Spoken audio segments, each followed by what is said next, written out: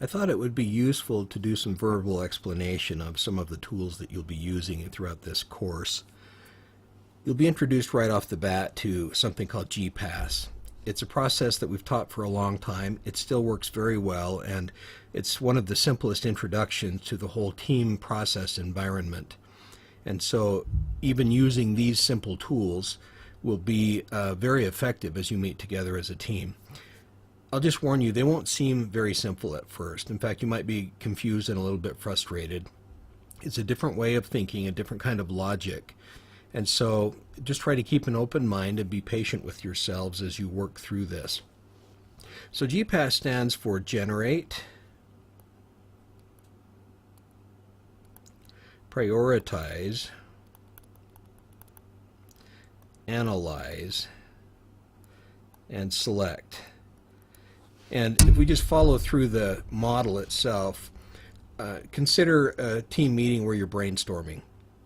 You may have 50 items on your brainstorming list, and obviously we can't use all of those items. Some of them will be wild ideas, some of them will be irrelevant.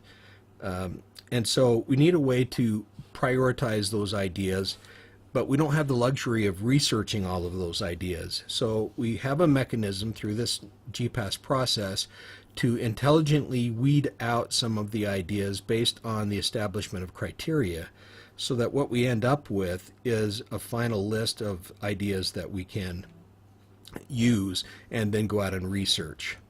So in a typical team environment, we start out by developing a problem statement. You'll learn more about this shortly.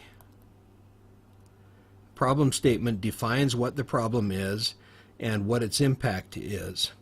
And then, once we understand the problem, we need to find out what's causing the problem. It doesn't do us any good to treat a problem symptomatically. If we solve a symptom, we haven't cured the problem. And so we want to, throughout this process, be very thorough and methodical in walking through the possible causes of the problem so that we know what's causing the problem at its root.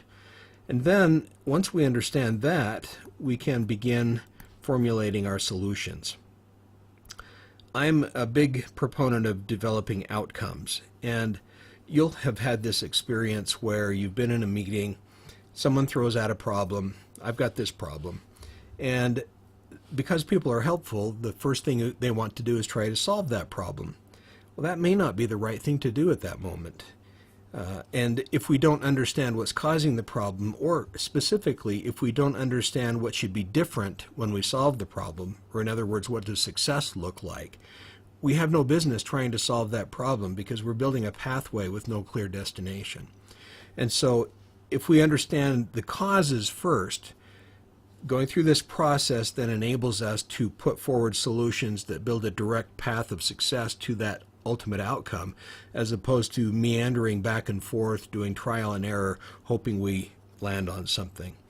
So every one of these phases could potentially use GPAS. You may have to generate ideas to develop your problem. What is the problem exactly?